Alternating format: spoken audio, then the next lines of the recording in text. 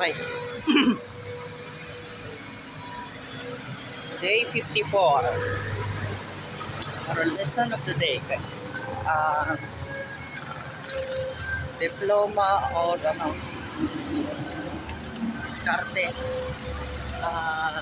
Ito yung tungkol doon. Anuin mo yung may diploma ka tapos kaya mo doon diskarte, maghanap ng trabaho. No? Tapos ayaw mo din na masabihan ng taong walang diploma. Sana all may diploma, nakapag-aral, nakapagtapos, no? Kung gamit ng diploma mo, hindi ka rin magtatrabaho, tambay ka lang. Yun lang, that's all for today's video, guys.